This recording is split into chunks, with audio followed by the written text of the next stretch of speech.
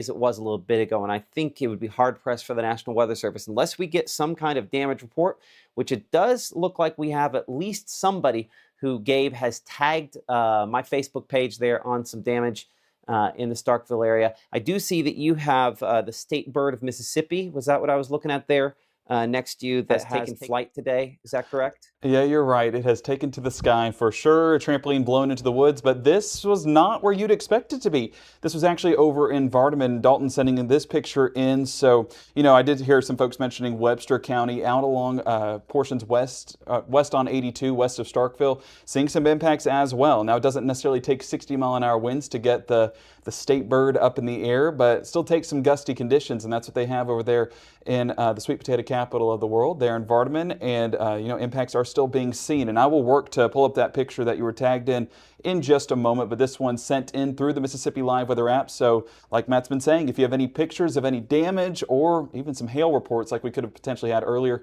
that's the best way to send in your information, and that forwards right along to the National Weather Service. Absolutely. Use those QR codes you see below me there. Like, subscribe, follow. And, if you just point your camera at that, or honestly, if you're on your phone, you just screenshot that. You can just tap it and it will give you the information, and you can send in those pictures. It's the easiest way, again, to get that right along there to the National Weather Service. Bringing it back in here to our digital weather center as we're tracking some isolated storms in and around the Golden Triangle, but we're also, again, watching these Chickasaw and Calhoun County. Gabe mentioned Vardaman a minute ago with that storm there that's kind of lifted north. Again, that was well below severe limits, so you're going to get, you can get a trampoline going with 20-mile-per-hour winds if it's the right angle and sustained long enough and it's not tied down.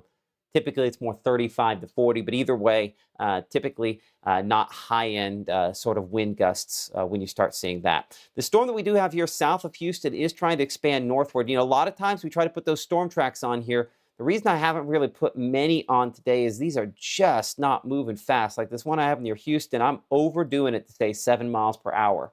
Bars Mill, we're looking about 308 for you, 318 there in Enon there, Macondi at 324, Treblock 335, Macedonia at 345, and 358 there, Buena Vista, as that kind of moves sort of northeastward at right around 5 to 10 miles per hour, and that again could be overshooting it.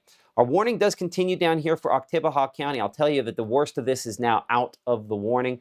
I think it's not going to be extended. I think the folks there at the National Weather Service allow this to expire at the end of its run here because it's certainly collapsed largely where it is the heaviest there.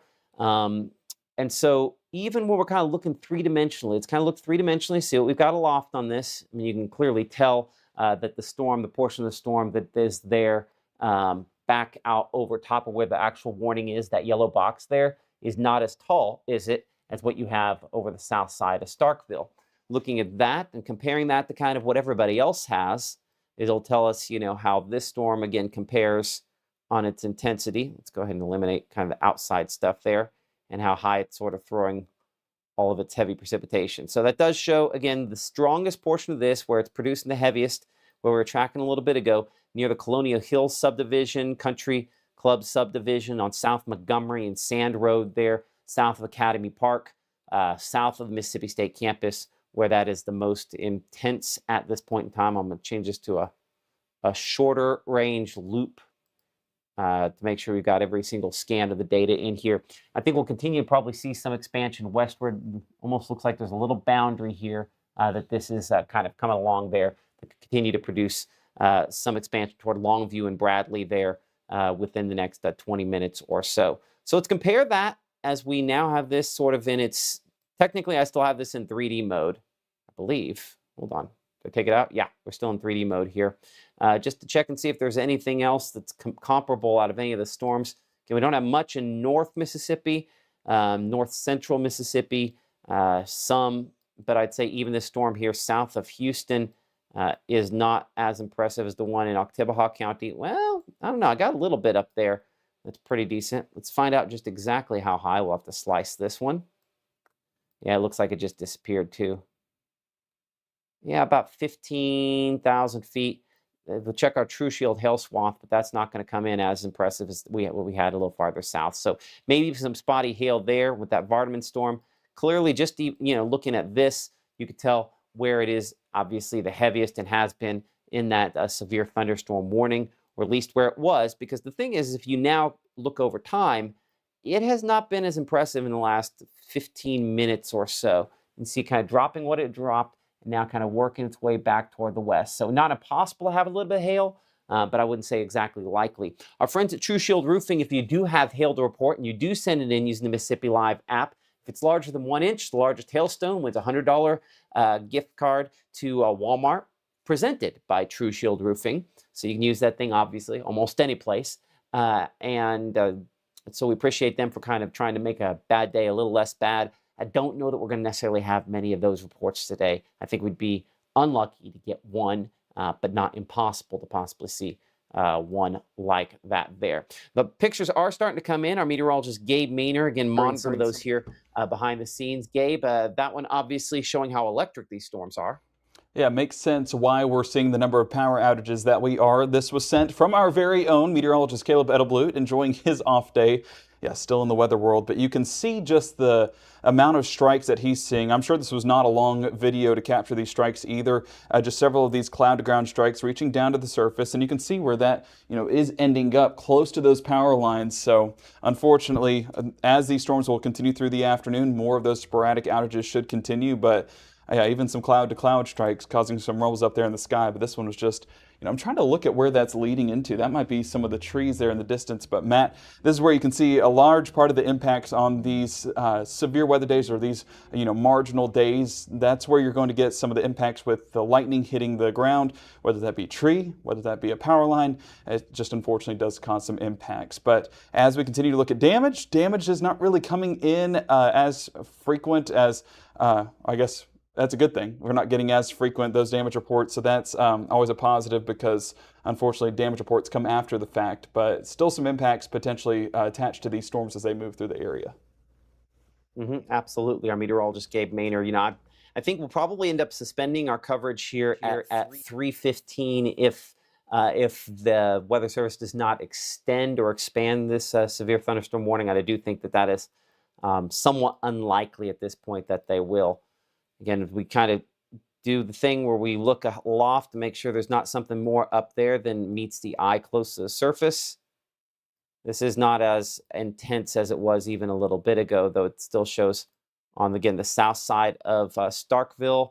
You're moving toward Country Meadows there. A little bit of pink that we have up there in the cloud, that's what could be producing some at least 40 to 50 mile per hour wind gusts as it moves back toward the west. Current time is looking out at, what are we at? 3:13 now on this Monday. All of our cameras there showing folks slowing down enough, or hopefully slowing down enough in the Starkville area as the rain continues to fall. As a pretty good clip there. Give it another 15-20 minutes. Obviously, things will continue to thin out.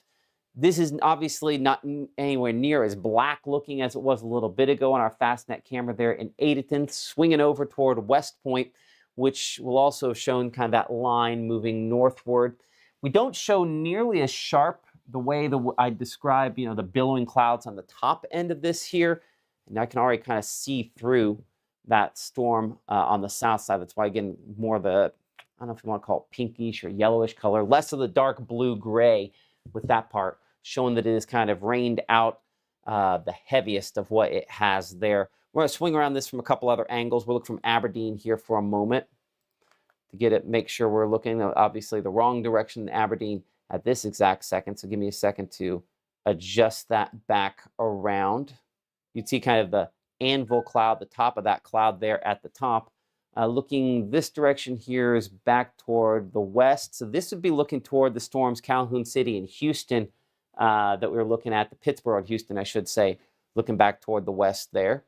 And let's compare what those look like on that shot versus our previously severe storm down here around the Golden Triangle. I shouldn't say previously severe, but it'll likely expire on that warning in the next couple minutes. This one looks larger, but doesn't necessarily look any worse. Honestly, that looks about as positive as I think you're going to end up seeing one of these storms look in this situation there, where it does not look overly intense. Clear that back off here for a moment and plot this back on. Our severe thunderstorm warning, again, will be allowed to expire here in about the next few seconds. And as it does, we do not expect it to be extended for any locations. And I don't expect that they're probably going to issue a whole lot more of those today.